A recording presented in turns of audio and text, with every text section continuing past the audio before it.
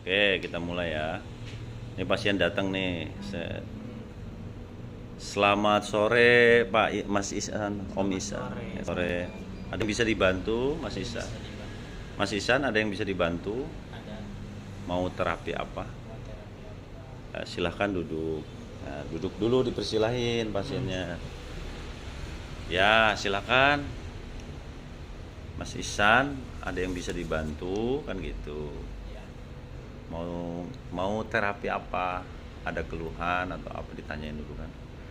Setelah itu kan kita data, kalau dia pasien baru kan didata, pasien baru didata dulu, dipastikan dulu, ditanya-tanya dulu.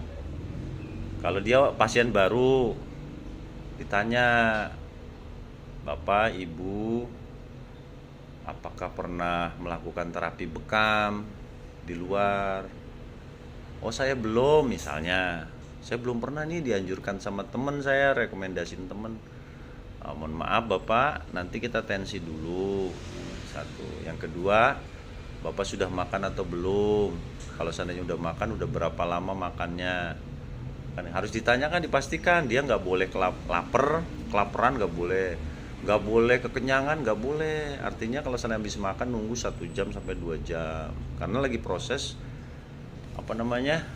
pengolahan di perutnya. Takutnya nanti kalau dia tiduran ngap, akhirnya kerja organ tubuh kita sedang mengolah makanan jadi terhenti gara-gara dibekam.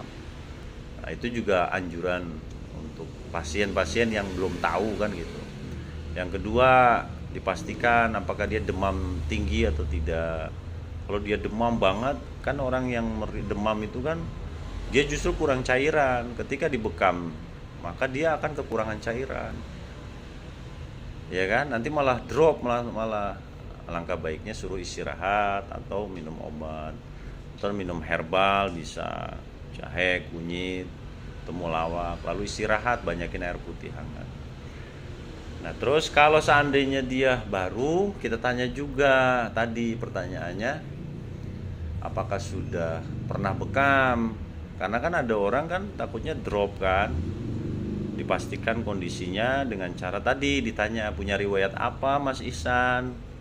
Apa punya penyakit lambung kronis, atau punya hipertensi, atau punya penyakit gula, atau gulanya tinggi, atau kolesterolnya tinggi, atau pernah sakit stroke, atau pernah punya gejala-gejala penyakit apa, harus disampaikan, harus ditanyakan ke pasiennya. Itu untuk memastikan diagnosa awal agar kita tidak salah dalam penanganan. Paham Mas Isan? Paham ya? Nah, diingat-ingat tuh ya. Jadi pertama, lalu kita daftar lah, kan gitu, di nama apa aja, di sini kan ada nama. Terus dia ngisi kan, nama, usia dia berapa, agamanya apa, alamatnya di mana, nomor telepon. Kita tulis di sini tanggal, nomor 1, tanggal berapa, bulan apa, tahun berapa. Kan gitu. Terus setelah hasil tensi ditulis di sini kan. Kalau dia cek kesehatan, gulanya berapa, terus apa, asam uratnya berapa, kolesterolnya berapa, trigliseridanya berapa. Kalau dulu ada alatnya, sekarang kan belum, udah nggak ada. Terus tindakannya apa, maunya ngambil apa, bekam atau ada pasien baru begini, Mas, saya ada keluhan gini, baiknya gimana. Nah, itu yang harus kita belajar, cara menyampaikan ke pasien supaya pasien itu dapat solusi. Karena datang ke sini kan dia butuh solusi kan. ya, Saya sakit ini Pak, kira-kira penanganan apa yang baik? Bener nggak? Penanganan apa yang tepat? Yang tadinya bekam jadi pijit urut bekam. Kalau dia ada keluhan ya pijit saraf. Dan seterusnya ya, paham ya? Nah, setelah itu saya panggil, misalnya katakanlah Mas Ihsan pasien. Saya itu tugasnya, misalnya tugas Mas Ihsan nih menangani. Panggillah Mas Ihsan. Mas, ada pasien nanganin bekam. Oh iya, kan gitu. Maka yang Mas Ihsan lakukan pertama kali apa? memberi salam, memberi apa, kenalkan diri. Ya, saya Ihsan, Ya, terapis yang akan menterapi Bapak. Sebentar ya Pak. Kan dibaca dulu nih. Oh nih, mau bekam, mau pijit urut. bentar ya Pak, saya cek dulu lokasi anunya, apa namanya, ruangannya. Maka kita cek dong ruangannya. Nah, kita cek dulu ruangannya, kira-kira sudah rapi atau belum. Pastikan alat bekamnya ada 2 set, ada alkohol, ada krim, ada minyak, ada kapas, ada jarum, sarung tangan, ya kan? Ya. Ada tisu, ada pompaan, atau ada alat terapi tambahan seperti untuk refleksi, terus kain, sarung, terus handuk. Nah, ininya sudah rapi apa belum? Ya kan? Dicek dulu tempat sampahnya ada apa enggak. Oh, ada, kan gitu. Nah, di sini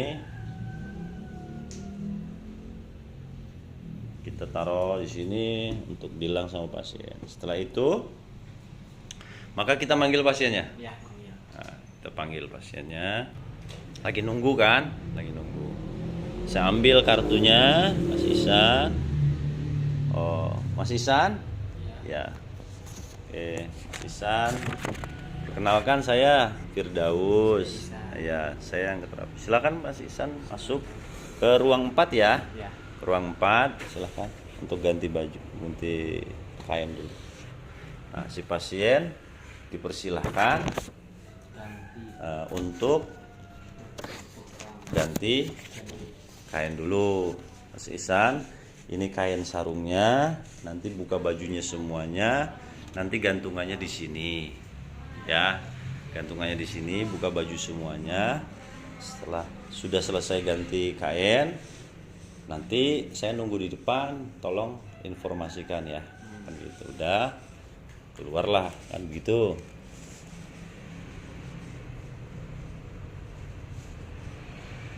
Selesai. Sudah selesai Mas Ihsan? Nah, silahkan. Oke, silahkan Mas Ihsan untuk tengkurap ya, Mas Ihsan, silahkan tengkurap. Maka yang dilakukan adalah pasien itu tengkurap ya, silahkan. Seperti itu ya. Nah, kalau ingin nyaman, sarankan pasien, kan ini ada lubang. Nah, bantal ini adanya di dada. Coba posisi di dada. Nah, ini ada lubang, jadi lubang ini bisa dibuka seperti ini. Nah, posisinya. Nah, kalau pengen bener-bener lebih rileks, karena dia kan harus rata semuanya kan. Itu dia harus rileks, santai. Setelah itu sudah kita, oke, sampai di situ ya. Itu proses awal ya. Proses awal cara menerima pasien. Pastikan dulu tempatnya. Kalau sudah siap baru kita panggil dengan kita memperkenalkan diri. Saya Ihsan Pak, saya terapi bekamnya. Silahkan ke ruangan 4, bagian ruangan yang sudah dicek sama Mas Ihsan. Lalu diperkenalkan, diarahkan, disuruh pakai sarung, terus saya nunggu di depan. gantungan ditunjukkan. Ini gantungannya Pak. Di situ, Pak. Gantungannya di sini. Naruhnya ya Pak. Setelah nanti Bapak sudah pakai kain, buka baju semuanya, Bapak panggil saya. Atau nanti tungguin aja di depan berapa menit, ketok. Pak, sudah selesai. Ada juga pasien, udah nih Mas. Gitu, ada manggil gitu. Ya, oke. Setelah itu baru kita mau mulai. Tadi prosesnya bisa digunakan juga tadi, bantal ini dibuat tidur biar nyaman, posisi lurus. Itu posisinya bantal ada di dadanya, jadi dia lebih nyaman. Paham ya Mas Ihsan ya? Oke, nanti part selanjutnya kita lanjutkan dengan proses bekam, tutorial bekam yang ada di DHBH dari awal sampai akhir. Sekian, terima kasih.